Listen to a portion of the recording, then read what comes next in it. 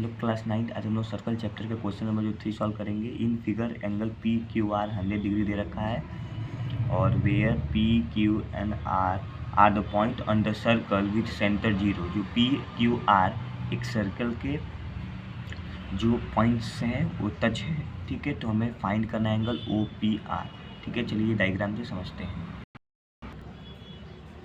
देखिए जो एक सर्कल है, point P Q are circle के पॉइंट से टच है और हमें एंगल पी क्यू आर की वैल्यू 100 डिग्री दे रखी है।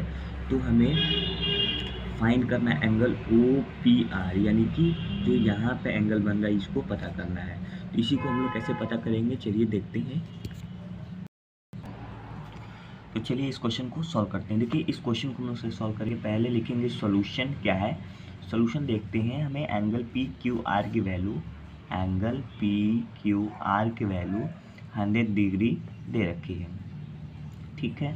और हमें क्या फाइंड करना है, हमें फाइंड करना है angle O P R, angle O P R. तो कैसे फाइंड करेंगे, पहले देखिए अगर हम किसी तरीके से अगर ये वाला एंगल हम पता कर लें, ठीक है, ये वाला एंगल पता कर लें, फिर उसके बाद ये वाला एंगल अगर हम पता कर लें तो एक अंदर देख सकते हैं एक ट्रायंगल बन रहा है जिसका नाम पी ओ आर है। तो इस ट्रायंगल में ये जो साइड है वो हमारा इक्वल हो जाएगा, इसका एंगल भी इक्वल हो जाएगा।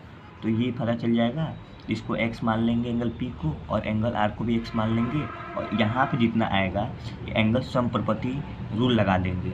एंगल समप्रपति रूल क्या होता है कि कोई भी एक ट्रायंगल के अंदर उनका जो तीनों एंगल का सम होता है, ट्रायंगल का वो कितना होता है हमारा 180 डिग्री होता है, उसी को एंगल समप्रपति कहते हैं और उसी माध्यम से हम लोग उसको सॉल्व करेंगे। तो पहले हमें क्या फाइंड करना है, एंगल पी ओ आर। तो देखिए एक हम लोग पढ़े हैं थ्योरम में कि जो हमारा एंगल यहाँ पे जो बनता है ये जो है वो ट्वाइस हो जाता है यहाँ के एंगल के, एंगल पी क्यू आर के। चलिए दिखाते कौन सी। देखिए आपकी बुक में जो समरी है उसमें आप लोग देख सकते हैं यही वाला नियम लग रहा है कि angle subtended bye an arc at the centre is double the angle subtended bye it any point on the remaining part of the circle, ठीक है। वो ट्वाइस हो जाता है। इसी पे नियम पे अगर आप पूरा स्टेटमेंट लिखना चाहते हो तो लिख लीजिएगा, ठीक है। चलिए सॉल्व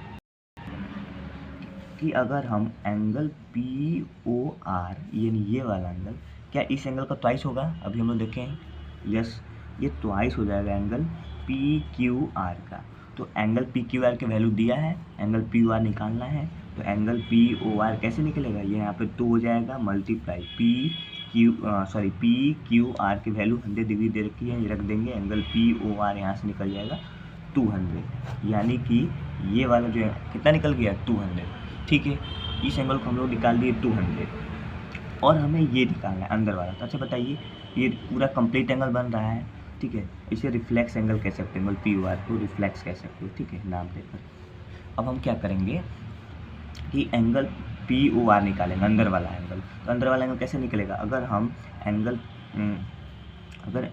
इसमें से अगर कंप्लीट एंगल बन रहा है तो अगर हम 360 में से माइनस कर दे 200 तो हमारे पास कितना आ जाएगा 160 आ जाएगा, ठीक है।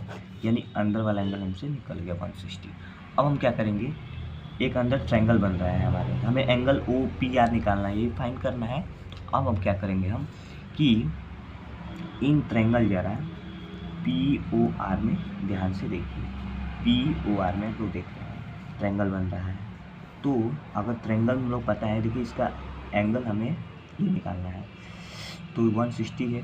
तो अगर हम angle O P R plus कर दे तीनों एंगल का सम, फिर angle P O R, angle P O R plus angle O R P equal to 180 degree.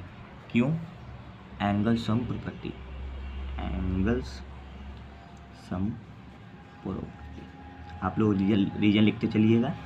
अब हम क्या करेंगे कि एंगल ओ पी आर नहीं ये निकालना है तो इसको हम मान लेते हैं x plus angle P O R की वैल्यू अभी निकाले हैं 160 degree plus angle Q R P कितना होगा हमारा, इसको भी x मान लीजिए क्योंकि ये भी नहीं पता ये वाला एंगल यही है भाई ना। ओ देखिए यही हमारा है एंगल ओ आर पी, ये वाला एंगल, इसको भी x मान लो, इसको भी x मान लेते हैं इक्वल टू 180 डिग्री। अब क्या करना है, देखिए ये x और x हमारा हो जाएगा 2x प्लस 160 इक्वल टू 180।